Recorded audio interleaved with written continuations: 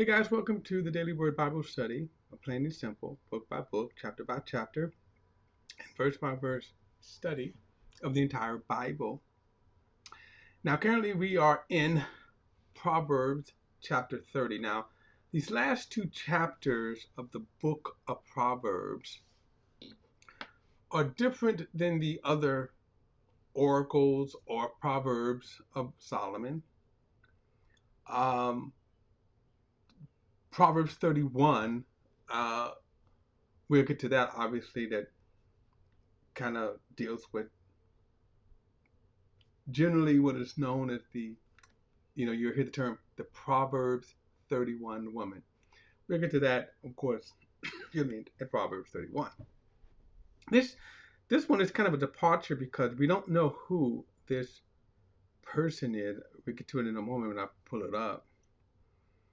But Agar, depending on how you want to pronounce his name, um, it's best that we don't know who they are. In other words, is this a symbolic name, or is it actual people? Um, so at any rate, that's when we open this up. Let's bring it up here, uh, so that you could kind of see what I am looking at. So, verse 30, and then verse 1 says, "The words of Agar, son of Jacob, the oracle." Now, then it says, "The man's orations to Ithiel, and to Ithiel to Ucal." All right. So that's kind of where we see a sort of different take. Or remember, the book of Proverbs itself could have been a collection of Proverbs, mostly Solomon. So this person, Agar, don't know who they are. All right. I can say other than when you go back to some of your scholarly notes that they there's debate as to who they are. Is it talking about Solomon, or a kind of symbolic of Solomon? Now again, when it says the words of Agar, the son of Jacob, would imply that this is a person, not a parable, not a symbol, but a parable. So anyway, the word Agar itself means collector. The idea, the thought here that maybe this is a person who collect wisdom or something like that. Could have been a student of Solomon. We don't know. But at any rate, that's it. This is why this is going to be something different than the normal proverbs that we have been reading. All right, verse 2 says, "I am more stupid than any other man, and I lack the ability to understand." Um, it's kind of interesting right off here that he kind of identifies himself as not as a scholar, not as one who could stand among, the learned. Verse 3, "I have not gained wisdom, and I have no knowledge of the Holy One." Um, so well, the way I take this is that he's kind of just basically saying, "I'm a common man." That's all, just a common man. Verse 4, "Who has gone up to heaven and come down? Who has gathered the winds in his hands? Who has bound up the waters in a cloak? Who has established all the ends of the earth? What is his name? And what is the name of his son? If you know." Now this guy Agar also has been kind of linked with maybe a prophet, sort of the language that he's talking about right here. We do see Paul using some of his words. Who's gone up to heaven? Moses himself also used the same language. Who's gone up to heaven and who's come down, right? And no, all of these people who claim that they've been to heaven, and there are people who claim to have been to hell, I do not believe not One single one of them. Okay?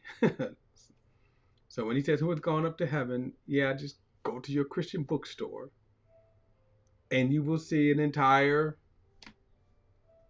um, people out there that will claim to have been to heaven. All right. But who has gone up to heaven and come down? Now, by the way, no one except Jesus. That's who this is going to be ascribed to. It says, who has established all the ends of the earth? And then it says, what is his name? Well, God, Yahweh, Jehovah. And then, but this is something interesting that you rarely see in the Old Testament. What is the name of his son? If you know that, that's something that's really, really rare, because the term son here refers to God's son in a relationship that was never formed. In other words, if I think about like my son, he was born at a certain date. Well, the idea of God's son is a relationship that's defined in terms of revelation for us, but it is a relationship that never began. Okay? So verse 5 says, every word of God is pure. He is the shield to those who take refuge in him. Then he says, don't add to his words, or he'll rebuke you, and you'll be proved a liar. Now, don't add to his words. People cannot resist this. This study is called verse by verse, right? A verse by verse, chapter by chapter, book by book study through the entire Bible. When you read it, it is self-explanatory, self-interpreting. People can't help, oftentimes, but to add to God's word. But he says, don't do it, or he'll rebuke you. Now, in Deuteronomy, it even goes even stronger. It says there will be a curse that you get in big, big, big trouble. Verse 7, two things I ask you, don't deny them to me before I die. Keep falsehood and deceitful words far from me. Give me neither poverty or wealth. Feed me with the food I need. Okay, that's nice, right? That's not all inclusive, right? Verse 9, otherwise I might have too much and deny you, saying, who is the Lord? Or I might have nothing and still profaning the name of my God. So kind of two contrasts. If I have too much, then I could forget where I come from. Equally true, right? And then he says, but if I have nothing, I can end up stealing, right? Verse 10, don't slander a servant to his master, or he will curse you and you will become guilty. Now, let me just say this. And I'm going to put something else in that wisdom that I did not have. That sometimes, here's a good example. If you become disillusioned with your church, this is just an example. If you become disillusioned with your church, don't go around trying to slander your pastor, the pastor. Just leave. Just leave.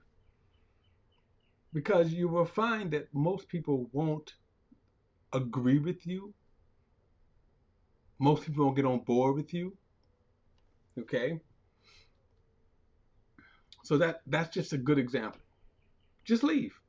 I see sometimes of YouTube videos of people that spend a whole bunch of time on YouTube slandering their former pastor. Let's just leave. Verse 11. There is a generation that curses its father and does not bless its mother.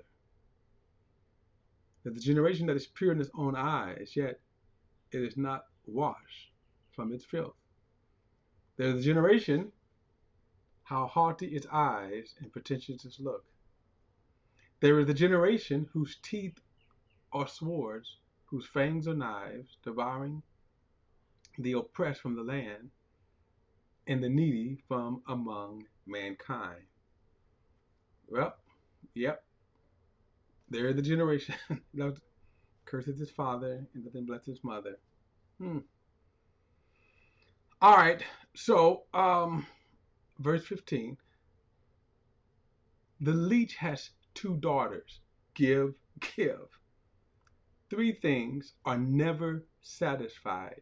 Four never say enough. Now he's going to get to that moment. Notice he said the leech has two daughters. Give, give. Or give me, give me. Verse 16. So he said three things are never satisfied. And then four never say enough.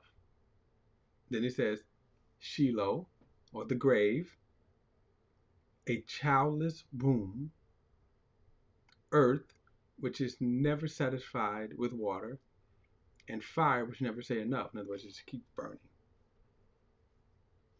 It's kind of interesting with the water because having studied and I'm a Class A water operator, I understand the hydrological system now.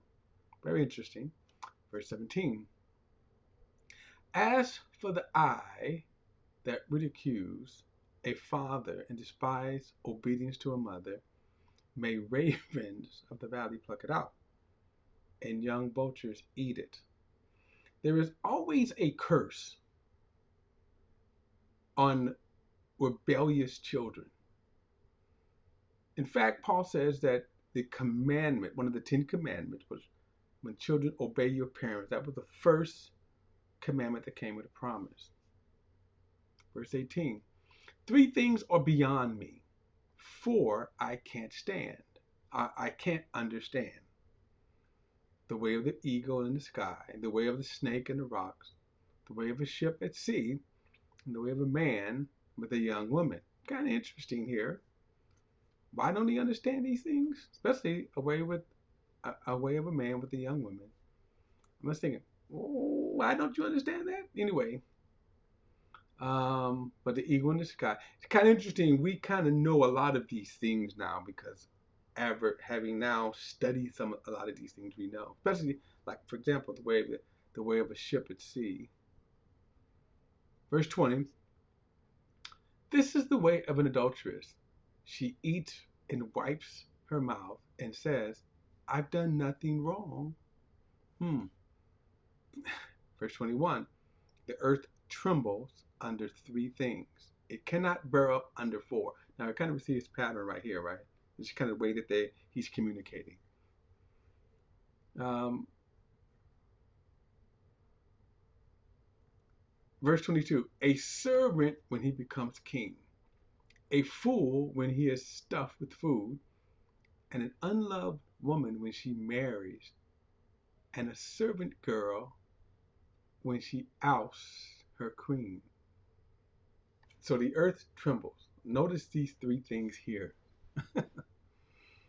A servant when he becomes king, right? Ooh.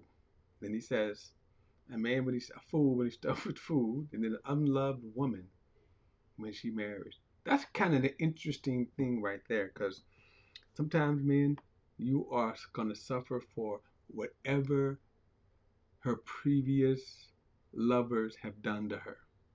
And notice he says a servant girl when she ousts her queen. Now, the idea of the servant girl and the servant both, when one becomes queen, and the other one becomes king, and the other one ousts her queen. And when that happens, sometimes look out, right? Look out for that type of person when they get power. Verse 24. Four things on earth are small, yet they are extremely wise. The ant are not a strong people, yet they store up their food in the summer. Hyraxes, who are not a mighty people, yet they make their homes in the cliff. Locusts, who have no king, yet all of them march out in ranks. And the lizard can be caught in your hands, yet it lives in kings' palaces. Okay. Verse 29, he says, three things that are stately in their stride. Even four are stately in their walk. A lion, which is the mightiest among the beasts, and doesn't retreat before anything. A strutting rooster, a goat, and a king at the head of his army. In other words, It's that pride that they're walking, right? Um, um, Now, kind of interesting. All of these things were created by God. Think about that. All of these things were created by God, corrupted by sin. When you think about looking at the animal kingdoms, why they act the way they act. Verse 32. If you have been foolish by exalting yourself, or if you have been scheming, put your hand over your mouth. Okay. Then he says, for the churning of milk produces butter, and the twisting of a nose draws blood, and the stirring up anger produces strife. So, kind of interesting take on his proverbs, or the way that he gives his proverbs here. Okay, but I kind of interesting about the servant. In another application, I've seen people who have been everyday workers, and then they become bosses. That's kind of, to me, an example. Now remember, we're talking about slavery, kind of a different angle for us, because for the most part, the civilized world, there is no slavery. Okay, for the civilized world, not denying that it's not slavery in some form, uh, and certainly there's no legalized slavery. So to me, one of the applications that you can see is when a person, let's say a common worker, who becomes a boss. Um, you know, and I've seen people like that. Woe to those sometimes, because they can come with a chip on their shoulder. They can certainly come with a hypocrisy. All right.